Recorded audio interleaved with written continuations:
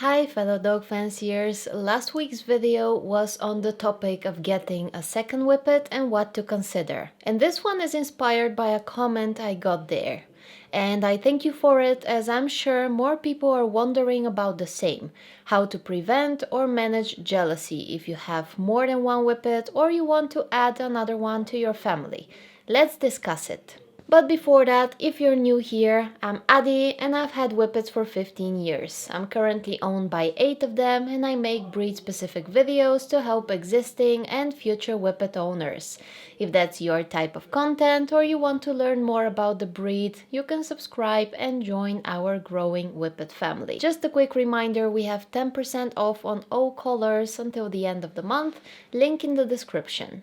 Jealousy in dogs. It's often triggered by change of environment, home or routine, but also by new family members, including pets, people and children. The signs your dog is jealous can vary, from being clingier, demanding your attention, or pushing themselves in between you and another pet or human, through growling and resource guarding their favorite person, to even aggression. Some of these signs, especially when they just start, are often mistaken for love and cuteness. So it's easy to miss and even unknowingly encourage them, which makes the problem worse. In general, whippets are a very peaceful breed and they don't mind sharing, but that doesn't mean they have a shield against jealousy issues, like our Ruby, who is a feisty warrior in the body of a cute mouse. Learning to share was a process with her, and Eris, our youngest, is the best teacher. Somehow having a puppy in the house taught her and her sisters patience and also that sharing is caring.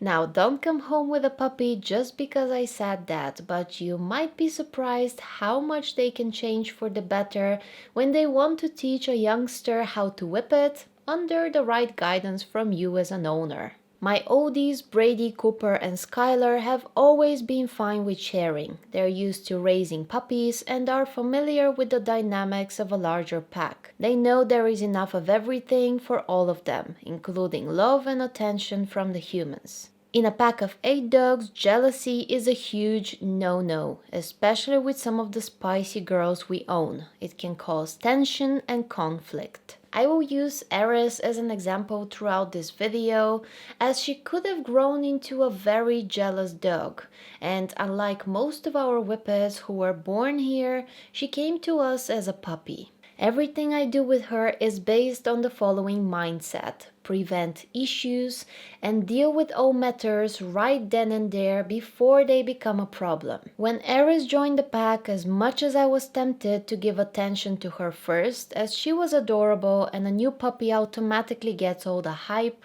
I stuck to the pack order and gave attention to the rest first. That's because I already have a whippet family with established routine, and the puppy, being the last one to join, is here to learn and adjust to it, not question or challenge it. So from the very beginning, I wanted to teach her to wait, watch and learn the rules of the house. That's also how the rest of my dogs understood she is not here to compete, replace them, or steal their toys, food and love. And there was no need to be jealous of her presence or what she got. Plus, Eris meant new toys for everyone, and that was an extra win-win. Time went by, she became my Velcro dog and followed me everywhere.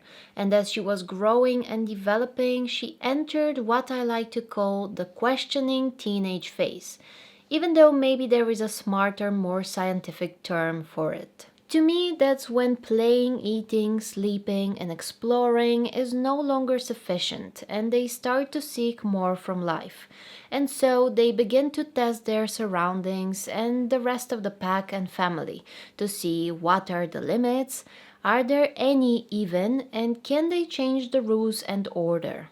It's a normal phase for young growing dogs. So being stuck to me all the time, she started to believe she is my only child. But I was no fool and that didn't catch me by surprise. I was expecting that at some point she will attempt to prove her point, and my eyes were wide open for the tiniest cue. I was right. One time Ruby came to me for some love. Eris saw that and with the utmost urgency ran over and tried to push herself in between me and Ruby.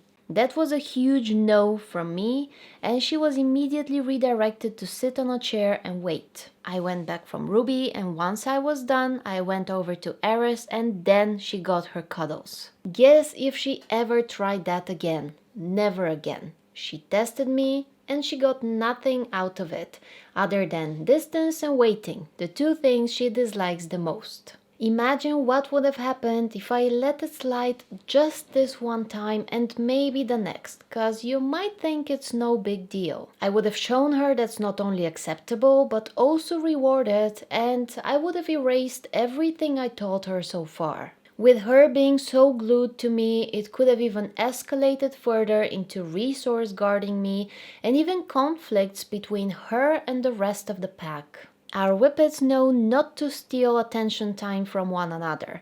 Sometimes, if I give love to one, I will walk around everyone else in the same room and give love to all of them, especially if they're staring at me. Other times I'm in a hurry, so on my way I will pet whoever's closest and go. Every once in a while, a few will come at the same time, asking for attention, and all of them will get love. But they are well aware it's not a competition. When it comes to food and toys, there is enough for everyone. They all get fed at the same time, they have separate feeding bowls, and my spicy trio, Ruby, Jamie and Ivy, knows not to stick their pointy nose in the neighbor's food. With toys, they usually don't mind sharing or know to grab a different one if the one they want is not available or in the mouth of someone who is not interested in sharing at the moment. Allow me to summarize my point. If you add another whippet to your family, make sure the routine of your current whippet remains the same.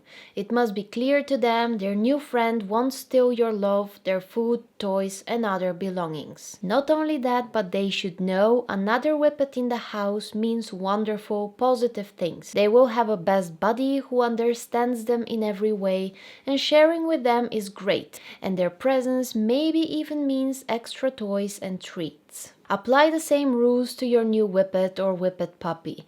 It can be difficult as puppies are the cutest and are master manipulators in getting away with things and sneaking in between the rules.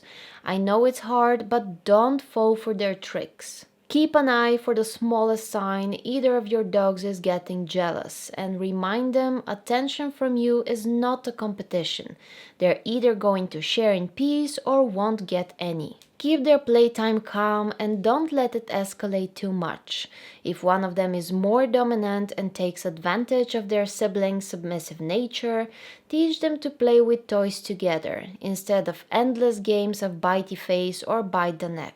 Which in fact is Ivy's favorite game with Eris, so I prefer to break it up by offering a toy they can share. And most importantly, remember to only get another whippet if the one you already own is well behaved and well socialized. When that's the case, the whole transition from an only dog to a dog with a sibling will go way smoother than you would ever expect. Chances are they will be so much busier enjoying each other's company than to compete for what their home has to offer. And that's basically it. Let me know if more questions arise. Have a lovely weekend and a fantastic week afterwards, and I will see you very soon with a new video. Bye bye!